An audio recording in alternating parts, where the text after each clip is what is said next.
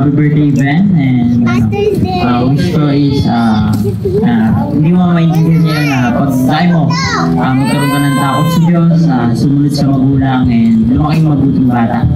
Yun lang, kasi yun na, sinasabi nila na mas maganda yung may takot tayo sa Diyos, yung alam natin kung ano yung mabuti sa buhay po natin.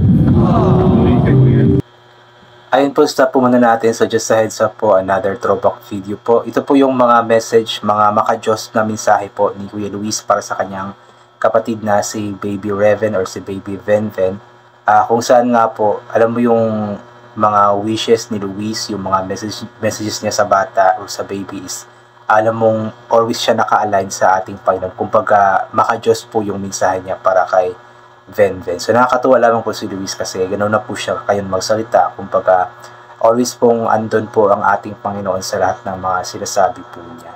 So ito po ay mga birthday messages po niya nung, I believe, first birthday ni Venven. Tsaka kumuha din po ako ng clip doon sa second birthday celebration po ni Venven. Kung saan nga po is humabol nga po si Luis nung galing nga po siya sa simbahan kasama ng kanyang mga ka-church. So ito po, pakinggan po natin yung mga messages po ni Kuya Luis para sa kanyang kapatid na si Baby Venven. Kasi patunay lamang po talaga ito na mahal po niya si Baby Venven dahil po yung kanyang wish po, yung kanyang message po is hindi siya kumbaga makamundong message na ganito ganyan lang, kumbaga walang laman. Yung kanyang message po is naka-align po sa Panginoon, kumbaga maka-Diyos, godly na message po na alam po natin na yun po yung kailangan ng isang tao, yung maging align po ang ating buhay sa ating Panginoon. At yun nga po ang wish nga po ni Luis para kay Venven na yung buhay nga po nito is kumbaga ma-align nga po sa ating Panginoon. So ito po ipagpatuloy po natin. Happy birthday, John Raven. I love you. That's so sweet. Kuya.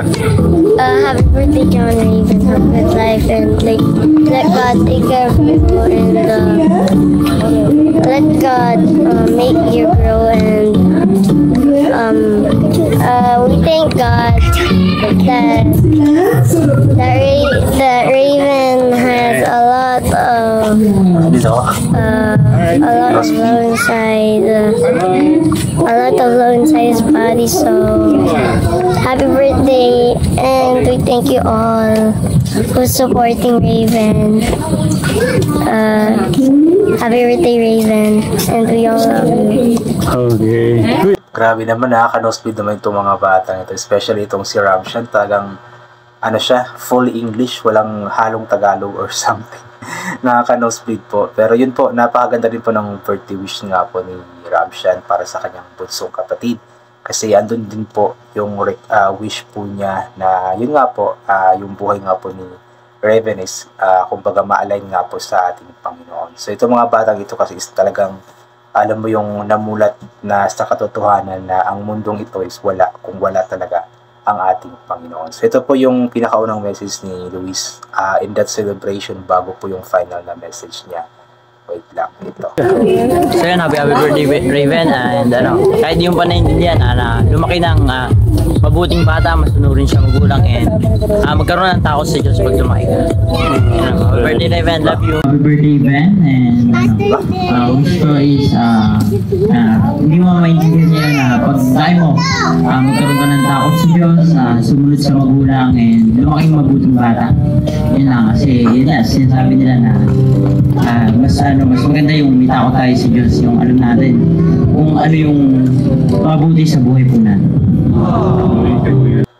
Kumbaga hindi nawawala sa messages ni Luis kay Venven yung takot, magkaroon ng takot sa Diyos talaga, kasi yun po yung pinaka-importante sa lahat po para sa ating mga tao, ang magkaroon nga po ng takot sa Diyos. At yun nga po yung birthday wish ni Kuya Luis para kay Venven na magkaroon dito ng takot sa Diyos. Kasi nga po, tayong mga tao, kung wala tayong takot sa Diyos, so kumbaga parang binabaliwala po natin ang Panginoon, para natin tayong nabubuhay dito ng wala lang. Kasi ang gift of life na binigay po sa atin ng Panginoon is kumbaga dapat gamitin po natin ito sa tama, gamitin po natin para sa Kanya. So kung sino man po yung walang takot sa Panginoon, ibig sabihin is wala siyang pagtitiwala o pananampalataya sa ating Panginoon, at wala silang kumbaga biyaya na matatanggap. Although meron siyang matatanggap na biyaya, pero mawawala lang din kaagad kasi nga po, hindi sila naka-align sa ating Panginoon. Yun po. Okay, message ni Kuya. Ayan po. Ito naman po yung yung second birthday na nga po ni Baby Venven, kamakailan lamang po, parang this year, August 2025, kung saan nga po is nakahabol nga po si Luis galing sa simbahan. So this time po, hindi pa po totally bumalik si Luis sa Manarastas family. Bale, umuwi pa po siya doon sa kanila. Ito po yung message po niya. You look, Kuya. Oh no. So yun po, message ko po kay Ben is yun, parang makakilala po siya kay God ng lubos po na yung ipagkakatiwala po niya yung buhay po niya kay God. Then, so pag nag-aaral ka is pagbutihan mo yung pag-aaral mo, maging mabuting bata, ganun po. Naiyak na touch. Na-touch si Baby Benben. What will you say to Kuya? Sampo. Yung kiss-kiss kay Kuya. O, di ba? Lahat ng mga messages ni Luis is meron po talagang alignment sa ating Panginoon. So, kumbaga, sabi nga po ni Luis dito sa birthday wish niya na ito na sa paglaki nga po ni Venben is yun nga po, makakilala nga po siya sa ating Panginoon. Which is talagang always pong naka-align sa ating Panginoon yung mga messages nga po ni Luis. So, ibig sabihin talaga talagang maka-Diyos na bata itong si Luis at napakarami po niyang natututunan ng mga bagay-bagay, magagandang bagay nga po dahil sa pagiging active nga po niya sa simbahan.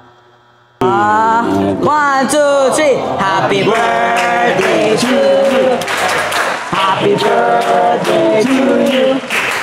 Happy birthday, happy birthday, happy birthday to you. So yun, Katekram, mas sumaya po yung birthday ni Kuya Benben. Ni Benben. Makahabol ang kuya niya. Ayun. What will you say to Kuya? What will you say to Kuya? Thank you, Kuya. Say, thank you, Kuya. Say, thank you, Kuya. Kiss, kiss, Kuya. Kiss, kiss. Mwah. Okay, sige. Maganda na kayo. Thank you. So much po. Bye po mga tikram. Okay. Grabe, napaka-cute ni Baby Venven, no?